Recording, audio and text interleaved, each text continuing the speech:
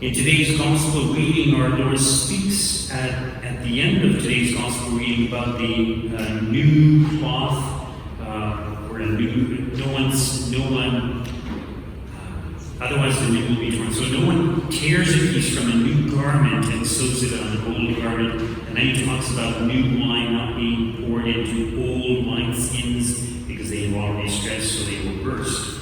And then he says that no one after drinking old wine desires new wine, but says the old is good. A lot of people have trouble understanding these passages, and basically an easy way to kind of summarize it is our Lord is saying you have to have a new way of looking at things.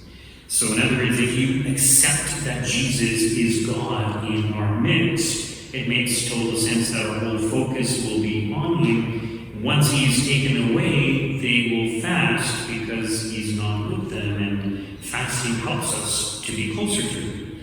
So, old wine is better. I think people who drink wine, who are connoisseurs of wine, will admit that. So sometimes wine, I guess, takes time to age as well, and sometimes the older the wine is, the better it is. I don't know enough about these things. But basically, our Lord is saying, well, don't just be stuck on the old wine, because this new wine might actually be better. So this is a new way of thinking. So that's what he's saying there. So put on a new way of thinking. And in regards to fasting, so yes, the disciples of John, the disciples of the Pharisees fasted, and the followers of our Lord after our Lord departed from this world, after he ascended into heaven, also fasted. And in fact, in the early church, fasting was much more frequent than it was today. So in the early church, Christians fasted 3 times every single week: Wednesday, Friday, and Saturday. During Lent, they fasted every single day. And the fast that they undertook was probably a lot more severe than what is required of us today. So the church's requirement for fasting is, well, you can have 1 full meal and 2 other meals in such a way that those 2 meals do not add up to a full meal, but you cannot eat anything in between. But if you need to drink coffee or if you need to drink milk, that's okay. And of course, not to eat any meat. So that's like the most simple form of fasting. And in fact, most people are already doing that. They just have 1 big meal and maybe 2 smaller meals. Some people might snack in between, so it's not a good thing to do that.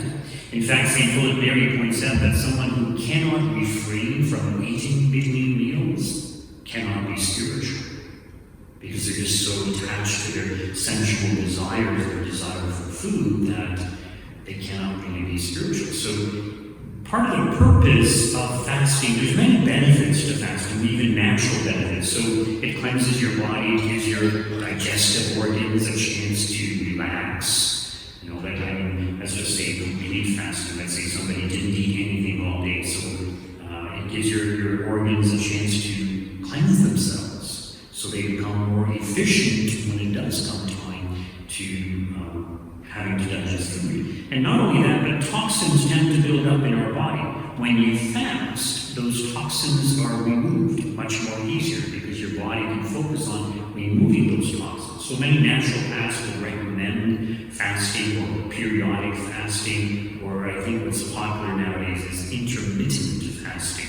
So you fast for a certain amount of time, you can eat for a certain amount of time, and then you fast again, and it's kind of a repeated process. And a lot of people say they feel really good. Not everybody is capable of fasting. Some people, they might have diabetes or just low blood sugar in general. They need to eat more regularly, more frequently. Some people may even have to have 4 meals a day instead of the regular 3 that most people have. So everybody's different. Not everybody can do it, but everybody can practice self-denial to a certain extent. So there's that physical benefit to fasting.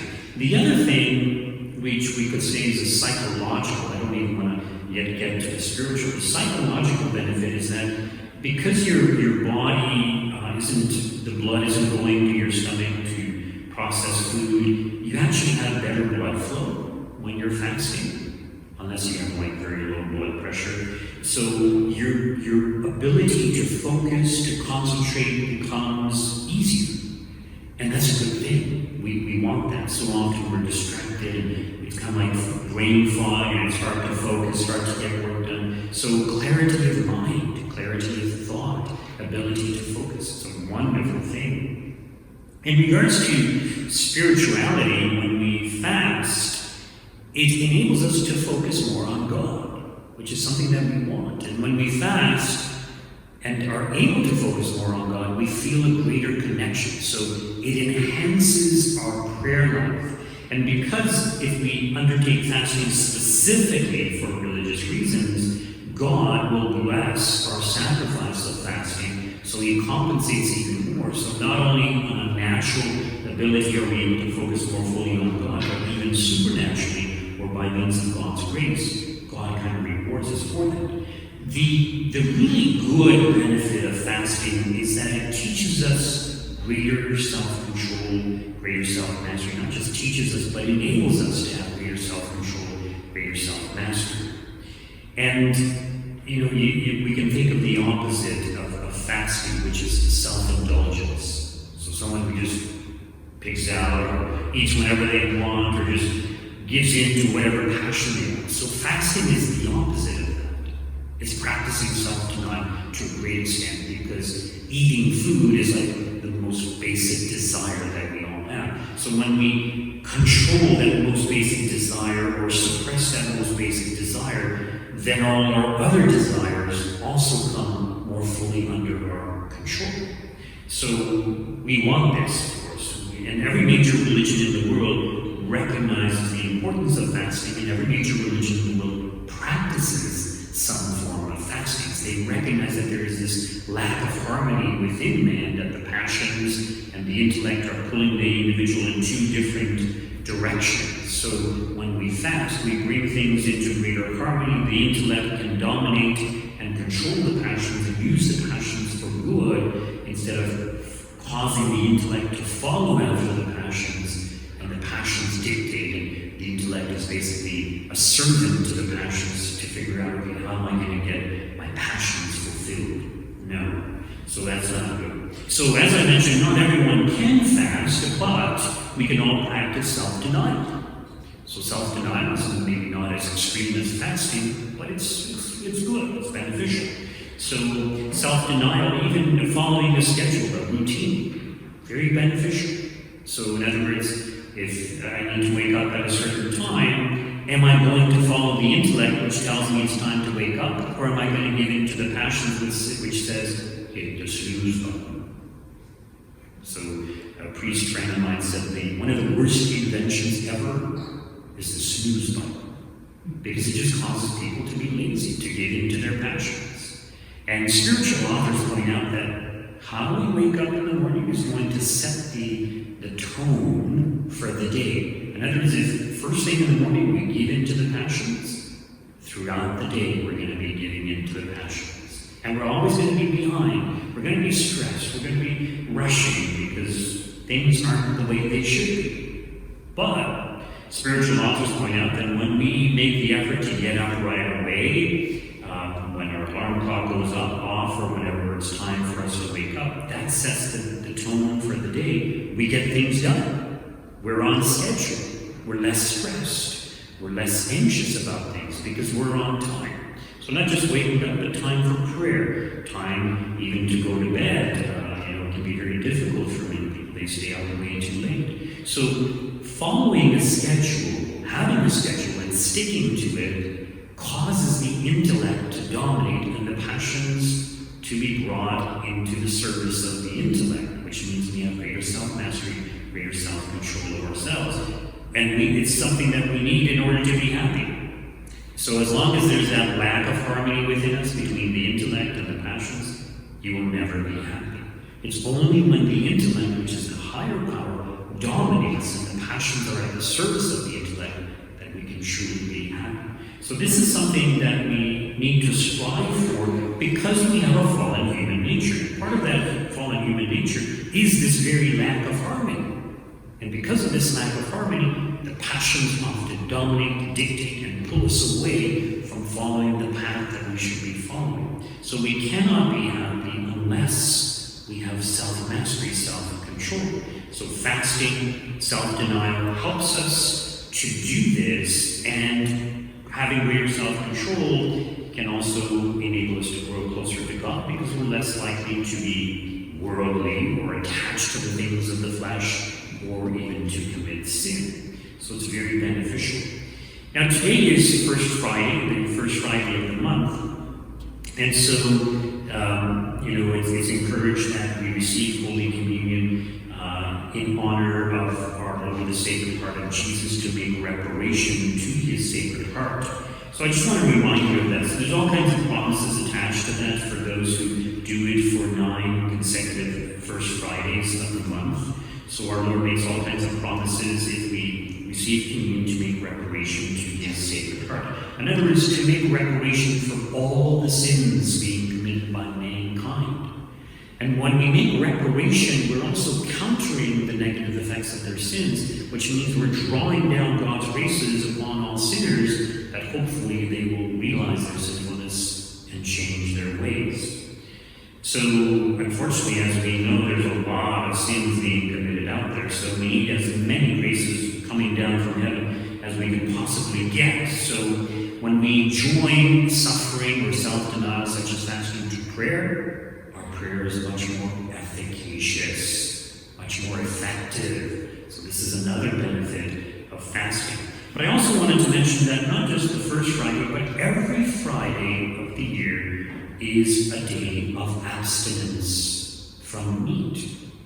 So why? Because Friday is the day that our Lord died on the cross. So by abstaining from meat, we remind ourselves of that Christ gave up His life. We too give up something, and by giving up something, it can help us appreciate more fully what Christ gave up, which is also another benefit of fasting. So if we know what hunger feels like, we're going to be more compassionate with others who are also hungry, but also others who just suffer in general. So every Friday is a day of abstinence. Now, it is true that after the Second Vatican Council, Catholics were permitted to substitute some other form of penance or self-denial. Granted. But the problem is people just thought, we no longer have to abstain on Fridays. Wrong. You should abstain from something. You should make some sort of sacrifice or some sort of penance that is equally challenging to you. So yes, the church is very generous, very compassionate, very understands, some people, they have very physical jobs, they need to eat meat. Okay, fine.